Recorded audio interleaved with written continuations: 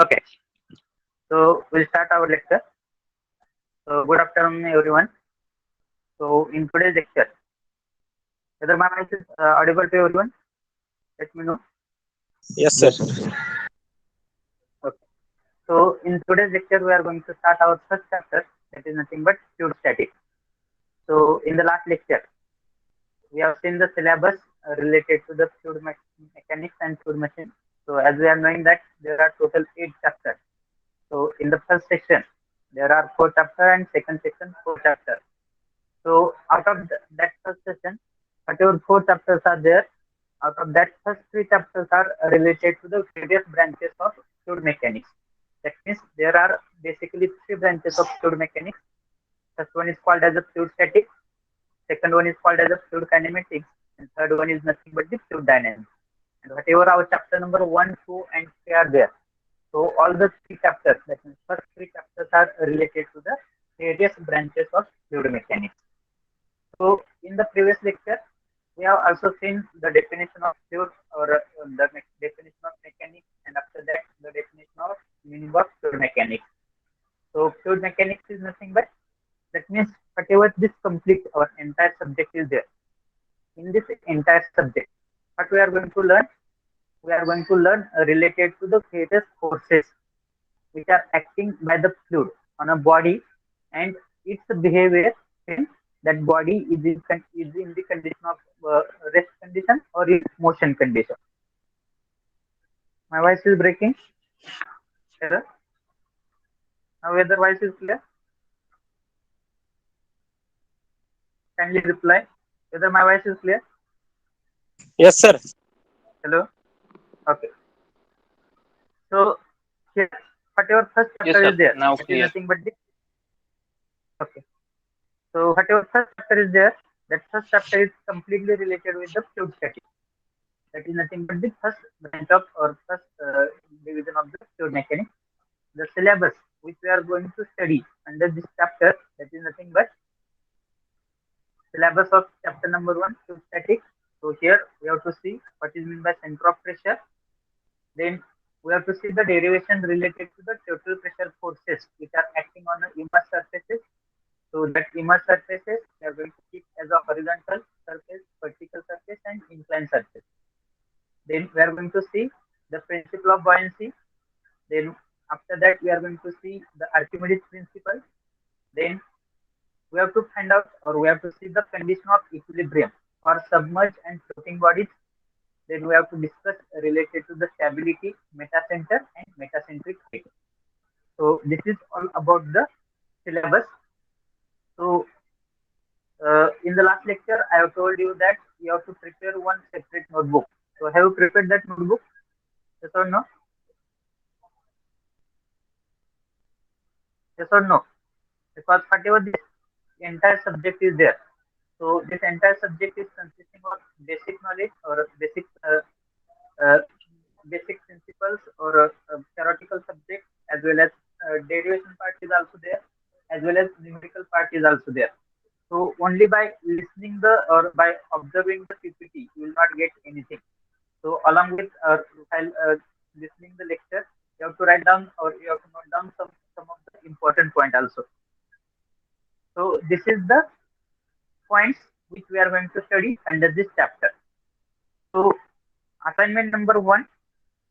So the main focus on which we are going to have under this chapter. So first question will be, what do you understand by total pressure and center of pressure? So here we have to see the definition of total pressure and center of pressure. Or you have to write down the definition of total pressure and center of pressure.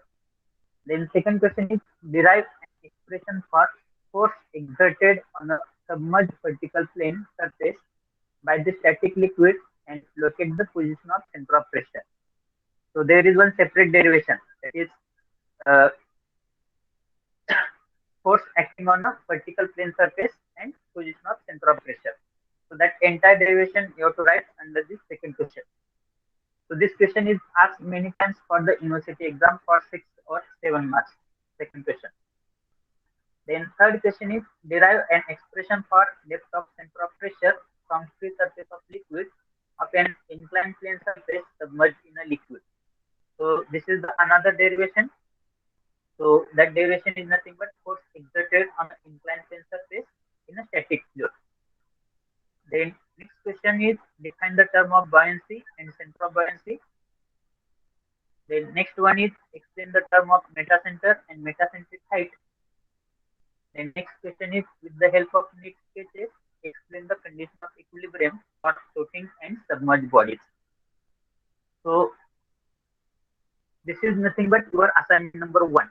So along with this theoretical question, you have to solve the 3 to 4 numerical problems in your assignment number 1. So you can take the screenshot of this assignment number 1 in your mobile. And how I'm going to send this PPT on your group also. So there also you can send out this question.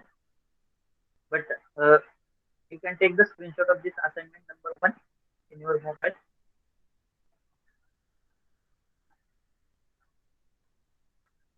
Have you taken? Have you taken the screenshot? Yes, sir.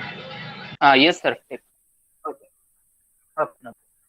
Now, about the title of chapter. So, whatever our chapter number 1 is there, that is nothing but, title of chapter is nothing but fluid statics. So, out of that, first word is nothing but fluid. So, we are knowing the meaning of fluid. Fluid is nothing but a substance which can flow and deform continuously under the action of shear forces. That is called as a fluid. So, we have seen the examples of fluid also. So, all the liquid, all the gases, then plasma, blood, then mercury also. These are coming under the category of fluid. So anything which can flow and deform. Anything which can flow and deform. Screen is not visible, sir. Screen is not visible. And voice is not proper, sir. Voice is also there is problem of voice.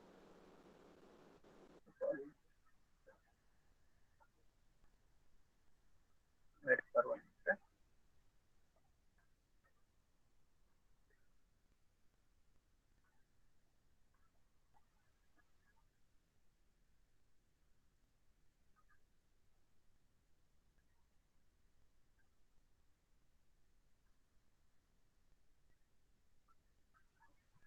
Now, are you able to see the screen? Hello? Yes, sir. And what about voice? Is my voice is clear?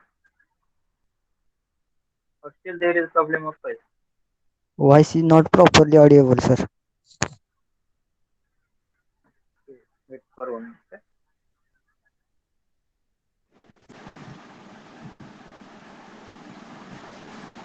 Hello? Now whether voice is audible? Please reply. Hello? Yes, sir. Now voice is audible. Yes, sir. Okay. Yes, sir. So about the title of chapter. So as we are knowing that title of chapter is nothing but fluid static. So we have seen the definition of fluid, or we are knowing the meaning of fluid. Fluid is nothing but a substance which can flow and deform continuously when we are acting any force. So here, in case of fluid, there will be the shear forces which are acting on a fluid, and static. So we are also knowing the definition of static. Static means, what is the meaning of static? Will tell me. Static is nothing but one type of, or one of the branch of mechanics which deals with study of forces which are acting on a body. Study of forces which are acting on a body and its behavior when that body is in condition of rest. So here, as we are knowing the definition of fluid, substance that can flow and deform continuously under the action of shear force. Then static, the branch which deals with study of forces acting on a body or acting on an object and its behavior when the object is at rest condition. So when we are going to combine both the word, that is fluid and static, then after combination of both the word, our chapter or there will be the name of our chapter, that is nothing but fluid static. Now we'll define that the definition of fluid static. We'll define the definition of fluid static. आपण फ्लुइडची definition बघितली, स्टॅटिकची definition बघितली. त्यावेळेस आपण दोन्ही word combine करणार आहे, fluid आणि static. So that is nothing but our chapter fluid static. So we'll define the definition, or we'll define the meaning of fluid static. So once you understand the definition of fluid static, so you will be able to understand what exactly we are going to learn under this entire chapter. So who will tell me the definition of fluid static? Anyone? Both the definitions are in front of you. Definition of fluid, definition of static. So only you have to combine both the words. Do it fast.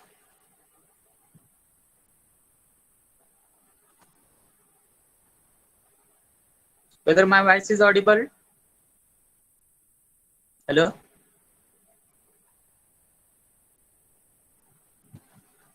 Hello? Okay. So we'll define the fluid static. Anyone? At least try to define that fluid static. It may be correct, it may be wrong. Don't worry about that. So what exactly we are going to learn under this chapter? So once you will understand the meaning of fluid static, you will able to understand what exactly we are going to learn under this chapter.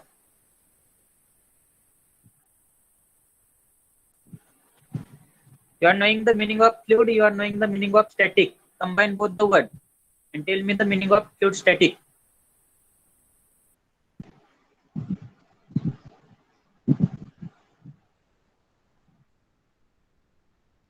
Anyone? Sir, Continue. it is a branch of fluid mechanics Okay. that deals with the behavior and response of fluid when they are at rest. When they are at rest condition. Okay, correct.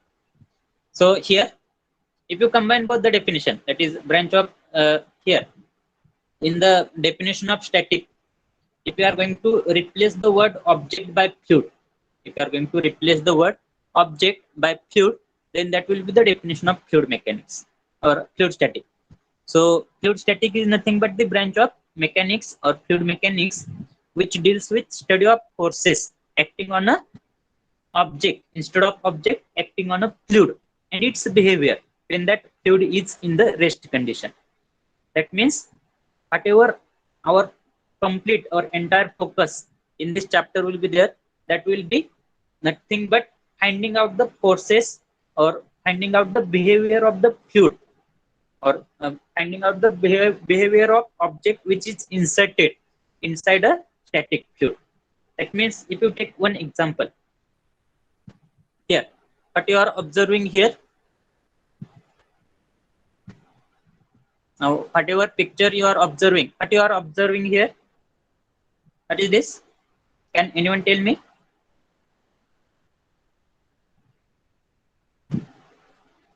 What is this? So this is nothing but the dam structure or dam. So we are knowing that we are utilizing or we are using the dam to store the water. So a huge amount of water will be stored by using the dam. So here, this is nothing but the wall of dam. This is nothing but the wall of dam, and towards this side, we are going to preserve the water, or we are going to store the water. So whatever water we are going to preserve, or whatever water we are going to store inside the dam, whatever water we are going to store inside the dam, so that water will be at a condition of rest condition. That means there will not be motion of that water. That will be the steady water. So whatever that water will be there, that will exert the pressure forces. That will exert the pressure forces on the walls of dam. On the walls of dam, and because of that, the walls of dam will experience the pressure forces which are coming from the stationary water. So this is one of the example of fluid static. Or if you take the another simple example, so So this is the another simple example. So in this example you are observing that there is one container or one beaker. So this is one, consider this as a glass, and in this glass we are storing one object.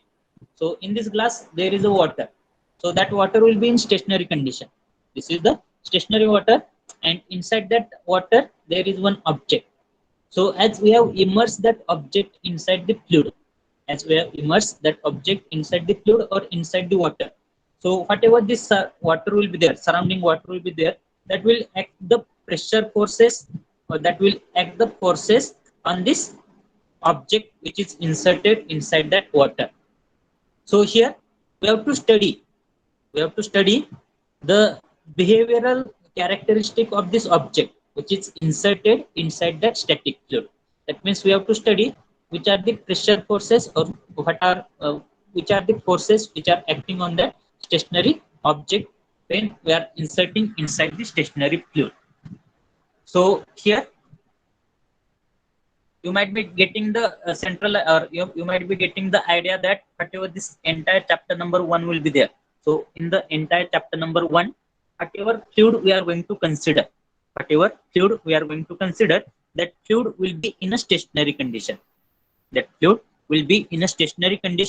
And because of that stationary fluid, whenever we are going to immerse, or whenever we are going to insert any object inside the stationary fluid, then whatever forces which are acting on that object, that we have to calculate in this entire chapter. So as we are knowing that this complete chapter will be dealing with the fluid which is in the rest condition or in a rigid body condition or a rigid body motion. That means there will not be any relative motion, between the adjacent layer. So as there is a no relative motion, that's why shear forces which are acting,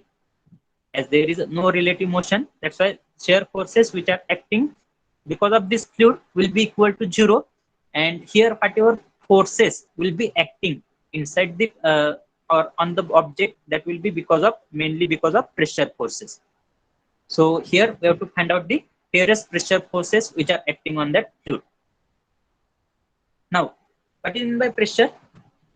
As in this entire chapter, we have to find out the pressure forces which are acting on a fluid. So first of all, we should know what is meant by pressure. Will tell me what is meant by pressure? What is meant by pressure? Force upon area. Okay. Anything else? What is meant by pressure? Will tell.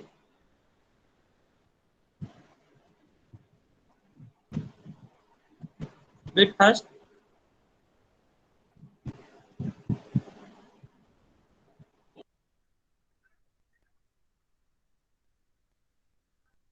Hello.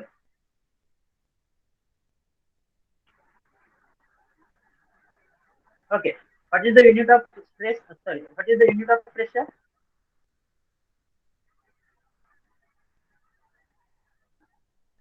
Newton per mm square. Newton per mm square or Newton per meter stress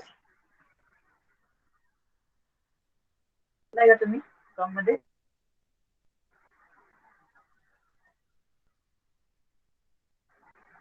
studied stress, definition of stress. So unit size stress. It is not clear.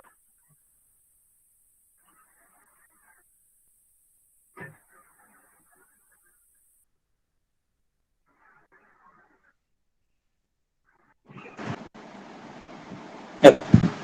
So what is the unit of stress?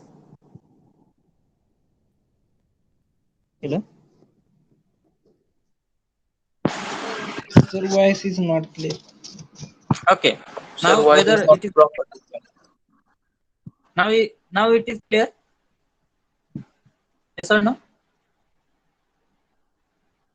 Or still there is problem of Yes, voice? sir. Is it it is clear? Whether my voice is clear now? Yes, sir. Yes. Yes, sir. Now tell me, as we have seen that pressure, one of our friend has told us that pressure is nothing but force per unit area, and Newton per meter square is nothing but Newton per meter square is nothing but unit of pressure. So I ask you, what is the unit of stress? SI unit of stress? Pascal. Newton per mm square. Newton per mm square. So if you see the unit of pressure and unit of stress, so both the unit are same. If you observe, unit of pressure is also Newton per meter square or Newton per mm square, and unit of stress is also Newton per meter square or Newton per mm square. So what is the basic difference between pressure and stress? Can anyone tell me? Because both the or unit of pressure as well as stress is same. So can I say pressure is nothing but stress, or stress is nothing but pressure? So trace is defined as applied force upon resistance of cross sectional area. What you told? Hello? Repeat once again, please.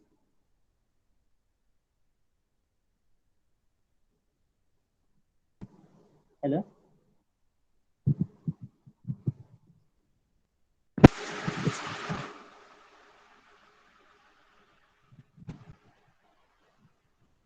Will you please repeat once again?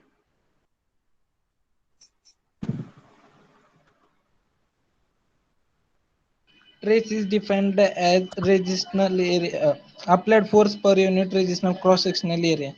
Trace. Resistance cross sectional area. So can you tell me what is the basic difference between stress and pressure? Or both are same? जेव्हा pressure apply केल्यानंतर stress निर्माण होतो. आपण काय म्हणताय? Repeat once again, please.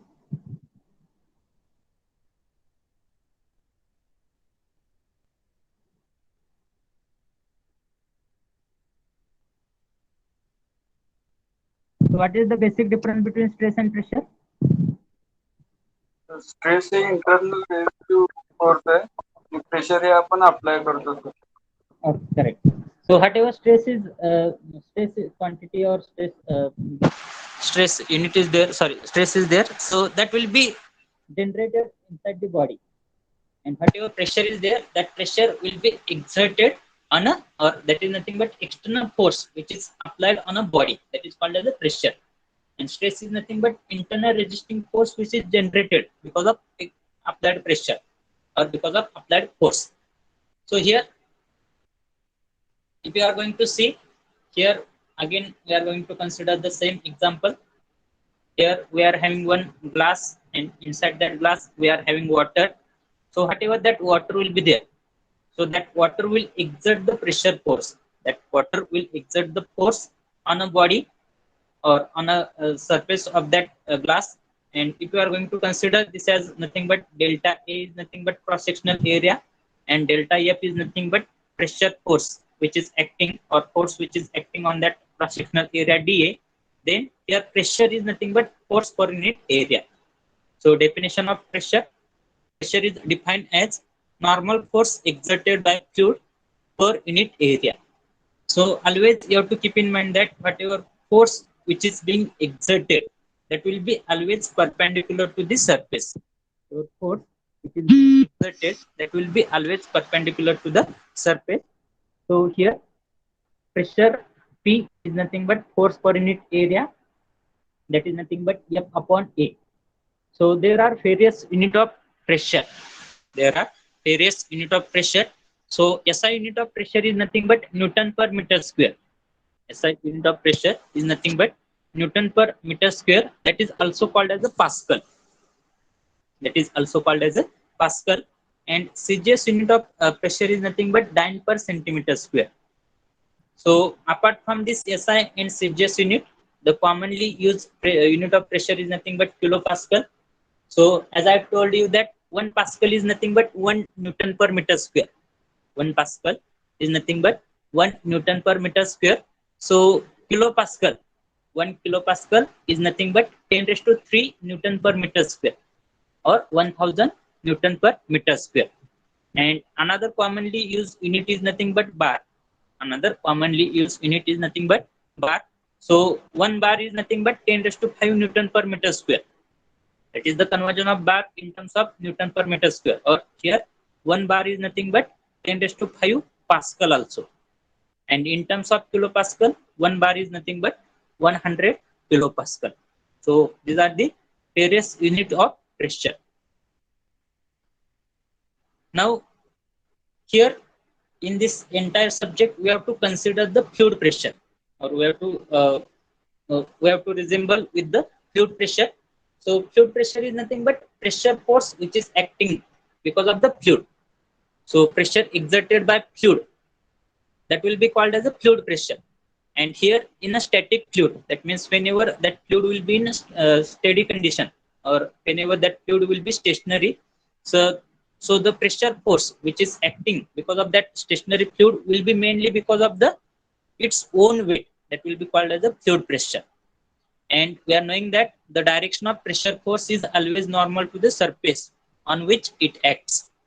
So fluid pressure, the pressure exerted by fluid or liquid, pressure exerted by fluid or liquid due to its own weight is called as a fluid pressure.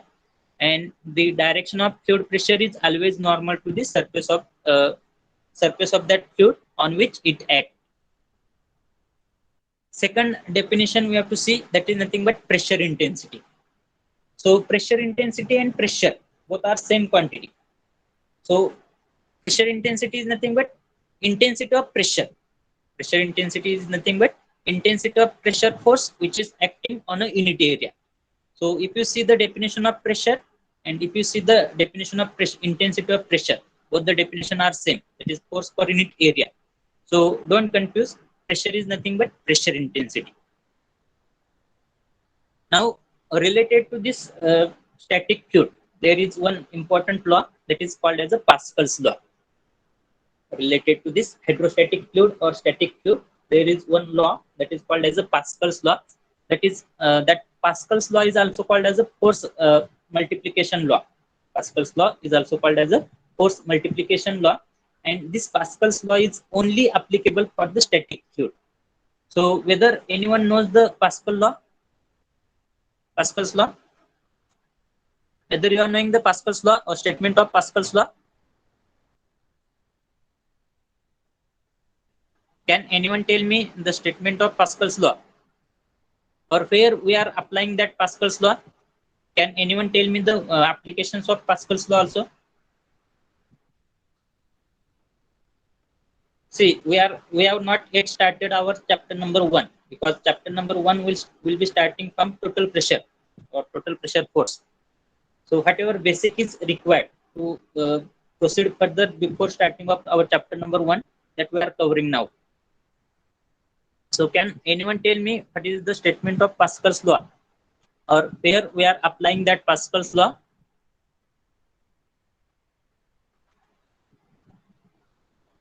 Can anyone tell me?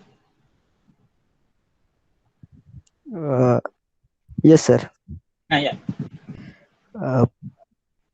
Pressure applied to a fluid in a closed container, sir, is equally transmitted all the points.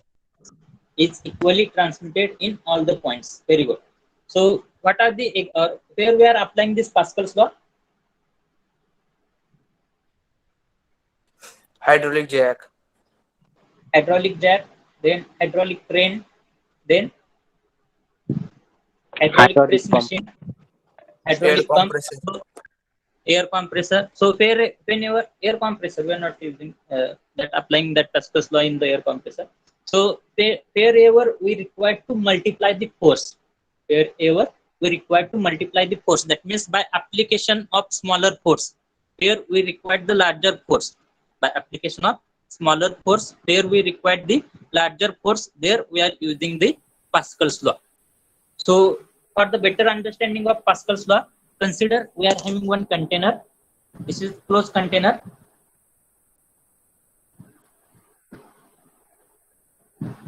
Consider this is one closed container or piston cylinder assembly.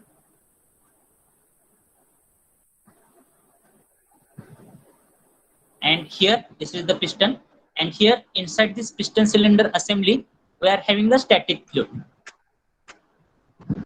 We are having the static fluid. Static fluid means fluid which is at rest condition or stationary fluid. So according to Pascal's law, the pressure intensity at any point in a static fluid, pressure intensity or pressure at any point in a static fluid has same magnitude in all the direction. Because whatever that force quantity is there, that is a vector quantity. That means it will have the magnitude as well as direction. That is also for pressure also we will have the magnitude as well as direction. So according to Pascal's law, if you are going to any point, you are going to consider any point from the static fluid, you can consider this point, or you can consider this point, or you can consider this point, or you can consider this point, any point. So any point in a static fluid will have the same magnitude of pressure force or pressure intensity. Will have the same magnitude of pressure intensity in all the direction. So that will be the statement of Pascal's law. So Pascal's law states that pressure or intensity of pressure at any point in a static fluid, has equal magnitude in all the direction, or has same magnitude in all the direction. So here this Pascal's law mainly we are using in the construction of hydraulic machine, and those hydraulic machine are nothing but hydraulic press, hydraulic jack, or hydraulic cranes, where by application of a relatively smaller force, we are able to generate the larger force.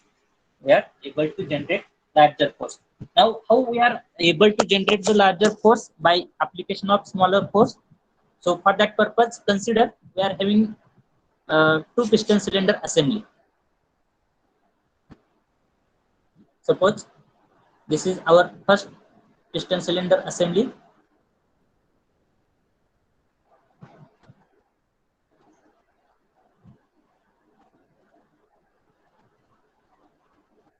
Okay.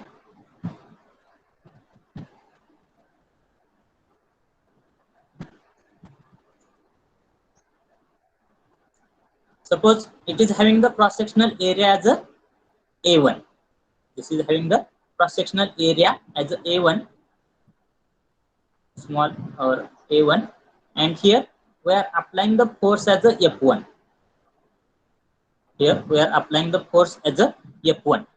And here inside this piston cylinder assembly, we are having the stationary fluid.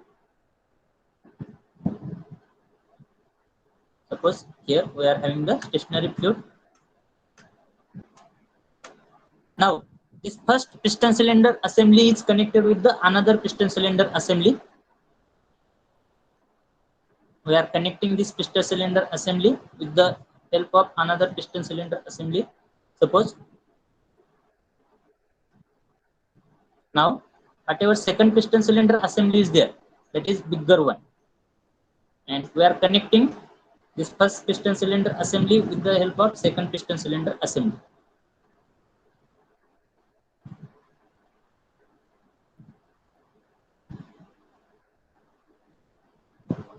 Okay, likewise. And here also we are having the piston.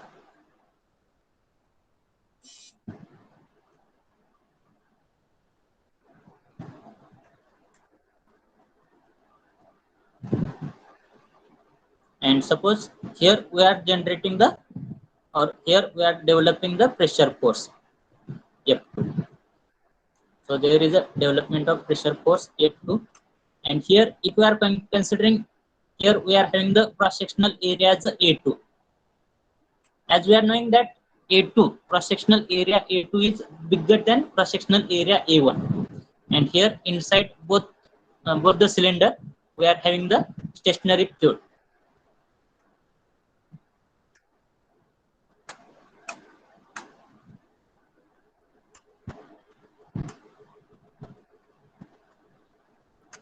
So here we are having the stationary fluid.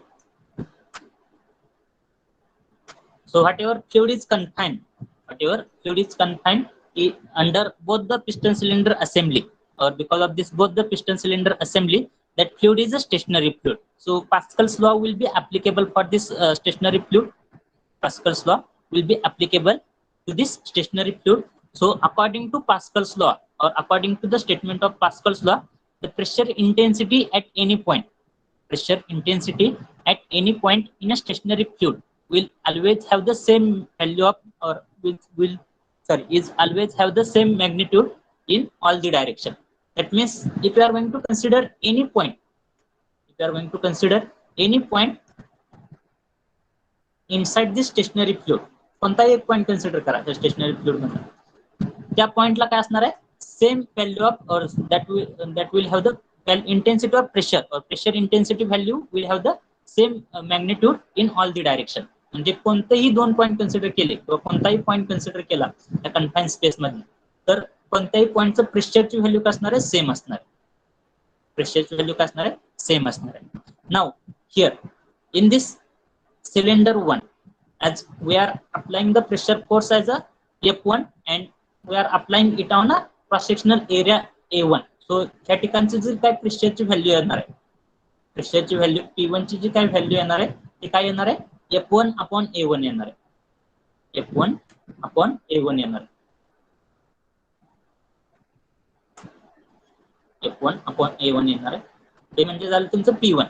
आणि हा जर मी second point consider करत असेल, या ठिकाणी first point कोणता consider केलेला, हा पॉइंट कन्सिडर केलेला आहे, आणि सेकंड पॉइंट मी कोणता कन्सिडर करतोय, हा कन्सिडर करतोय. सपोज ह्या ठिकाणची प्रेशरची व्हॅल्यू काय P2 आहे, तर ह्या ठिकाणी P2 म्हणजे किती प्रेशर जनरेट होणार आहे, प्रेशरची व्हॅल्यू काय येणार आहे या ठिकाणी. या ठिकाणी जर फोर्स F2 असेल आणि क्रॉस सेक्शनल एरिया जर A2 असेल, तर त्या ठिकाणी काय येणार आहे, F2/A2 येणार आहे. F2/A2 हे झाले तुमच्या P1 आणि P2 च्या व्हॅल्यू. पण according to Pascal's law, pressure or intensity of pressure inside that stationary fluid at any point always remain same. म्हणजे कोणते जरी पॉइंट कन्सिडर केले तरी, कन्फाईन स्पेस मधलं कोणता जरी पॉइंट कन्सिडर केला तरी ते काय येणार आहे, प्रेशरची व्हॅल्यू सेम येणार आहे. म्हणजे ह्या ठिकाणी काय येणार आहे, P1 is nothing but equal to P2. As P1 is nothing but equal to P2, that means left hand side of both the equation are same. That's why we can equate the right hand side. जर मी ह्या ठिकाणी right hand side जर equate केले तर काय येणार आहे, right hand side मध्ये F1/A1 इज इक्वल टू काय येणार आहे, F2/A2 येणार आहे. F2/A2 म्हणजे त्या ठिकाणी जनरेट होणारा फोर्स F2 जर मला कॅल्क्युलेट करायचा असेल, त्या इक्वेशन वरून जर मला F2 कॅल्क्युलेट करायचं असेल, तर काय येणार आहे F2 ची value, F2 is nothing but equal to A2 divided by A1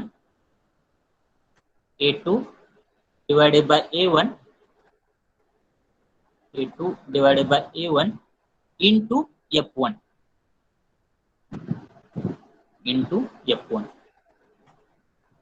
So here कोणता क्रॉस सेक्शनल एरियाची व्हॅल्यू जास्त आहे, A1 ची जास्त आहे की A2 ची जास्त आहे, कोणत्या क्रॉस सेक्शनल एरियाची व्हॅल्यू जास्त आहे, A1 ची जास्त आहे की A2 ची, A2 ची व्हॅल्यू जास्त आहे. म्हणजे जर हा A2 त्या A1 पेक्षा दुपटीनं मोठा असेल, तर त्या ठिकाणी फोर्स F2 जो काय जनरेट होणार आहे किंवा डेव्हलप होणार आहे, तो काय होणार आहे, F1 पेक्षा दुपटीनं जास्त फोर्स अप्लाइड होणार आहे किंवा डेव्हलप होणार आहे. Are you getting? या ठिकाणी हे काय सांगते, as value of A2 is greater than A1. म्हणजे ह्या ठिकाणी जर मी कन्सिडर केलं, आता इन टर्म्स ऑफ न्यूमेरिकल जर व्हॅल्यू कन्सिडर केलं तर तुम्हाला समजून गेलं लगेच. या ठिकाणी काय कन्सिडर करतोय, suppose here I am assuming that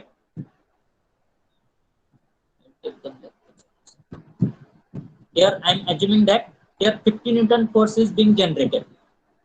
50 Newton force is being generated.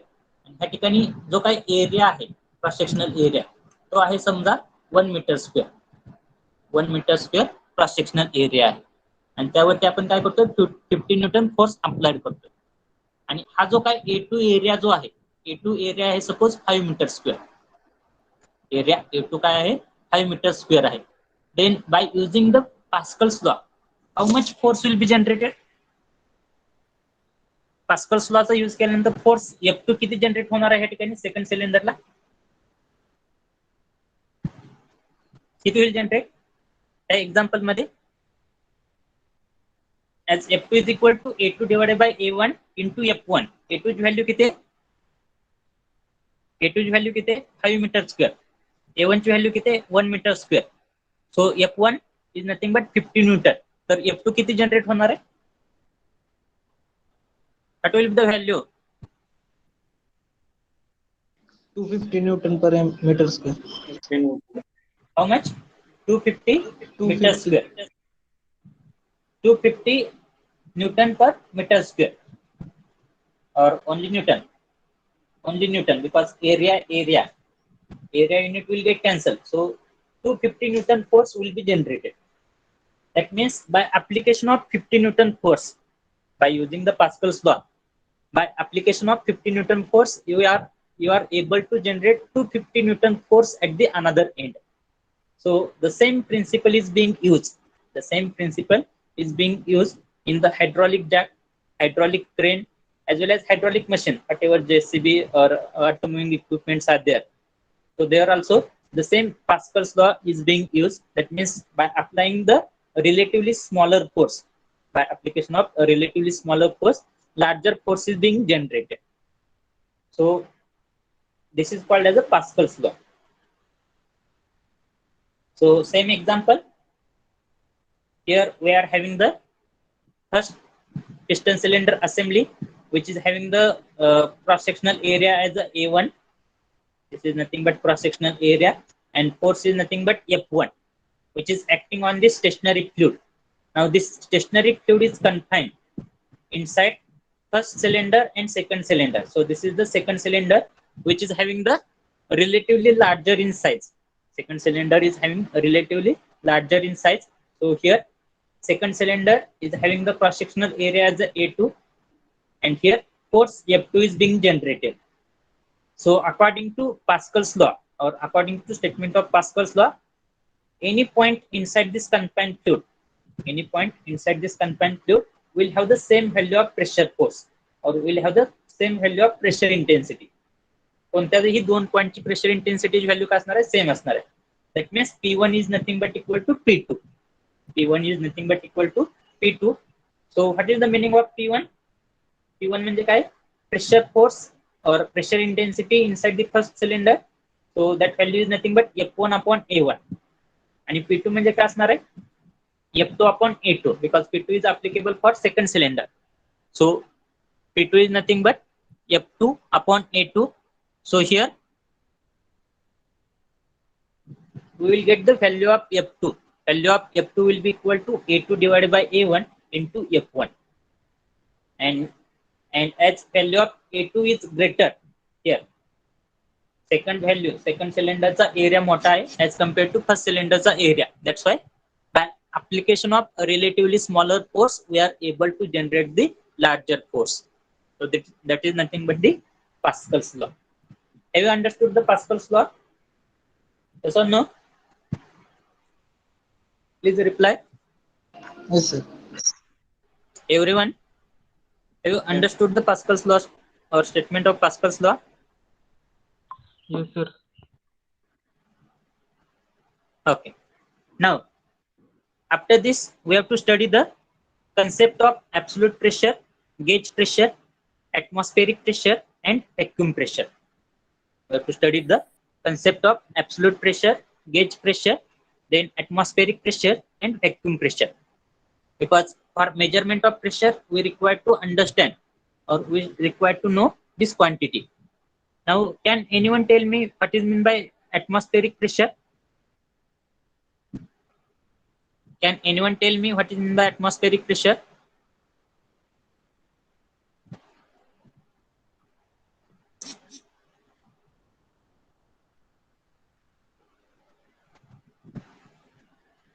will tell me what is mean by atmospheric pressure?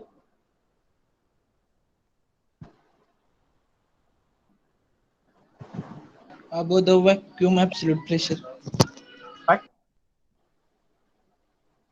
What you told? Above the absolute vacuum pressure. About the absolute vacuum pressure. Okay. In general, can anyone tell me what is mean by atmospheric pressure? If you are going to consider the Earth surface, suppose this as a Earth surface, and above this Earth surface, there is atmosphere. Atmosphere means it is consisting of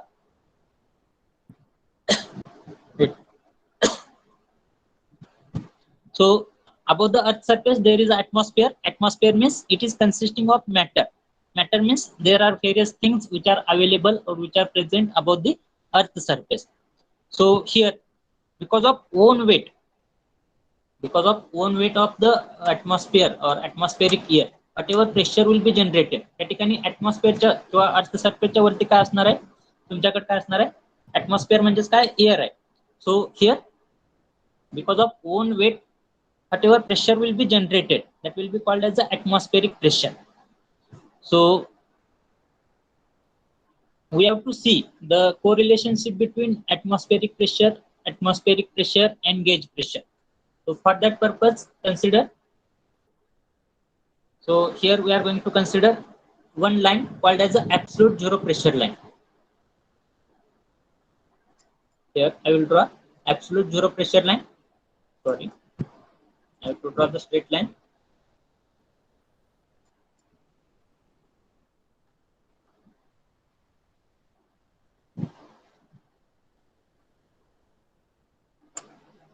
So if I am going to consider this as the absolute zero pressure line, or it is also called as a complete vacuum pressure line,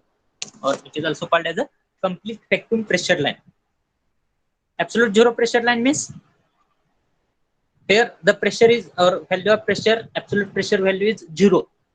That means here whatever that absolute zero pressure term is there, that is one of the ideal term or imaginary term that can never be attained on the Earth surface. So absolute zero pressure is nothing but space where there is no form of any matter. असा एखादा space त्या ठिकाणी कोणताच matter नाही, no air, nothing, so that will be called as a absolute zero. So complete vacuum or absolute zero pressure, that will never be attained, so that will be considered as a, that term will be considered as a partial vacuum pressure line. So here I have considered this as a absolute zero pressure line, and here on this pressure line, if I am going to consider the atmospheric pressure, so atmospheric pressure is having some value. What is the value of atmospheric pressure? Atmospheric pressure ची value कोण सांगेल? किती value atmospheric pressure ची? कोण सांगेल? 1.0325. 1.01 or 1.0132 bar, or it is nothing but one atmospheric pressure, that is nothing but 760 mm of Hg, or it is nothing but 10.33 meter of water head. 10.33 meter of water head. म्हणजे त्या atmosphere प्रेशरला काहीतरी value आहे. ही कोणती line आहे आपली? Absolute zero pressure line आहे. म्हणजे आपलं प्रेशर किती झालं? झिरो प्रेशर झालं. या ठिकाणी जर मी प्रेशर घेतला वाय ऍक्सिस वरती, तर ह्या ठिकाणी मला काय मिळेल? atmospheric pressure ची लाईन भेटेल. So suppose this as a atmospheric pressure line. This as a atmospheric pressure line which is having some value, and that value is nothing but 1.01325 bar, or it is nothing but 10.33 meter of water head, or one atmospheric pressure, or it is nothing but 760 mm of Hg. So this will be called as a atmospheric pressure. This is called as a atmospheric pressure. Now, if I have to measure the pressure, so there are two system by which I can measure the pressure. So first one is called as a absolute pressure, and second one is called as a gauge pressure. Suppose I have to measure the pressure at this point. Suppose this has a point A. So if I want to measure the pressure of point A by considering the reference of atmospheric pressure, reference of atmospheric pressure. So here, if I'm going to consider this much pressure, if I'm going to consider this much pressure, then that will be called as a gauge pressure at point A. This will be called as a gauge pressure at point A. That means in case of gauge pressure, we are considering the datum line as a atmospheric pressure line. That means in case of gauge pressure, the value of atmospheric pressure will be considered as a 0. That will be considered as a 0. And here, if I'm going to measure the pressure at point A by considering the datum line or reference line as a absolute zero pressure line, then that will be considered as a absolute pressure at point A. That will be considered as a absolute pressure at point A. So this will be absolute pressure at point A. Here, if my point B, if I have to measure the second point, or if I have to measure the another pressure, suppose that another pressure point is here. That is negative pressure. If I have to measure the negative pressure, that is pressure which is below atmospheric pressure. So suppose this has a point B. So here, if I'm going to measure the pressure at point B, by considering datum line as an atmospheric pressure, then in that case, here I will get the value of B as a negative. That is called as a vacuum pressure. That will be called as a vacuum pressure or negative gauge pressure at point B. So this will be vacuum pressure or negative gauge pressure at point B. And here, if I'm going to measure the pressure at point B by considering the reference line or by considering the datum line as a absolute zero pressure line, then that will be called as a absolute pressure at point B. So here, I will show the diagram. Here. So this is the, whatever this x-axis is there, that x-axis is indicating the absolute zero pressure. That is also called as a vacuum pressure or complete vacuum. Complete vacuum means the space where there is no form of matter. And that absolute zero pressure will never be attained. So this is the absolute zero pressure line. Suppose this has a y-axis. On y-axis, I am considering the pressure. So consider this as an atmospheric pressure line. So whatever this horizontal line you are observing, that is called as an atmospheric pressure line. The value of atmospheric pressure is nothing but 1.01325 bar or 101.325 kilonewton per meter square. That is nothing but 10.33 meter of water head. That is also nothing but 760 mm of Hg. आता मला जर point A माझा जर point A मला एका सिस्टीमचं pressure measure करायचं आहे आणि त्या सिस्टीमचं प्रेशर काय ऍटमॉस्फेरिक प्रेशरपेक्षा जास्त व्हॅल्यू येते सिस्टीमचे, तर त्या पॉइंटचं जर मला प्रेशर मेजर करायचं असेल आणि त्या ठिकाणी जर मी प्रेशर मेजर करताना रेफरन्स पॉइंट किंवा डेटम लाईन जर ऍटमॉस्फेरिक प्रेशर कन्सिडर केलं तर ते प्रेशर कोणतं असणार आहे, gauge pressure at point A. That is also called as a positive gauge pressure at point A. आणि जर मी ए पॉइंटचं प्रेशर मेजर करण्यासाठी ऍटमॉस्फेरिक प्रेशरच्या ऐवजी ऍब्सोल्यूट झिरो प्रेशर लाईन जर कन्सिडर केली, डेटम लाईन किंवा रेफरन्स लाईन, तर हे टोटल प्रेशर जे असणार आहे त्याला मी काय म्हणणार आहे, absolute pressure at point A. That will be called as a absolute pressure at point A. आणि जर माझ्याकडे दुसरी एक सिस्टीम आहे, त्या सिस्टीमचं प्रेशर काय ऍटमॉस्फेरिक प्रेशरपेक्षा कमी आहे. आता ऍटमॉस्फेरिक प्रेशरपेक्षा कमी असल्यामुळे त्या सिस्टीमचं प्रेशर काय येणार आहे, ऍटमॉस्फेरिक प्रेशर लाईन पेक्षा खालच्या साईडला येणार आहे. म्हणजे माझा पॉइंट कोणता आहे, तो बी पॉइंट आहे. जर if I am going to measure the pressure at point B by considering the datum line as the atmospheric pressure, then definitely I will get the value of B as a negative. So that will be called as a vacuum pressure or negative gauge pressure. And here, if I am going to measure the pressure at point B by considering the datum line as an absolute pressure,